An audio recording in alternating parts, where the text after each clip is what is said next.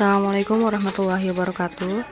Perkenalkan, nama saya Nurfasari dari Universitas Institut Ilmu Sosial dan Budaya Samawarea, Fakultas Sosial, Prodi Ilmu Pemerintahan, semester 3. Pertama, saya akan menjelaskan apa itu komunikasi politik. Secara besar, komunikasi politik merupakan komunikasi yang melibatkan pesan-pesan politik dan aktor politik atau berkaitan dengan kekuasaan, pemerintahan, dan kebijakan pemerintah. Dengan artian, sebagai sebuah ilmu terapan yang bisa dipahami sebagai komunikasi antara yang memerintah dan yang diperintah.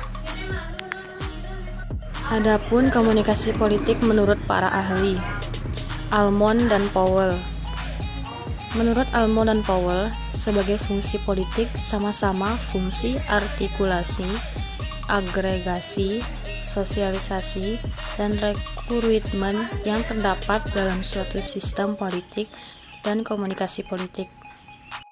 Menurut ahli Maswadi Rauf, melihat komunikasi politik dari dua dimensi, yaitu komunikasi politik sebagai sebuah kegiatan politik dan sebagai kegiatan ilmiah.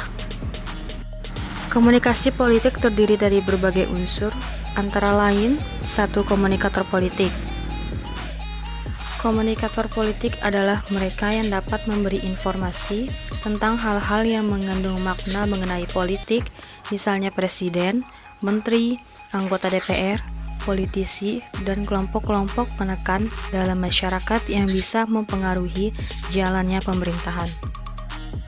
Pesan politik ialah pernyataan yang disampaikan baik secara tertulis maupun tidak tertulis, baik secara verbal maupun non-verbal, tersembunyi maupun terang-terangan, baik yang disadari maupun tidak disadari.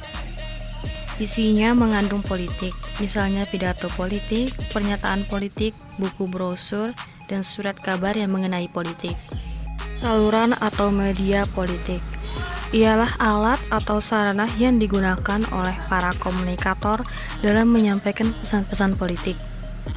Misalnya media cetak, media elektronik, online, sosialisasi, komunikasi kelompok, organisasi, dan partai. Mungkin sekian presentasi dari saya, kurang lebihnya mohon maaf. Wassalamualaikum warahmatullahi wabarakatuh.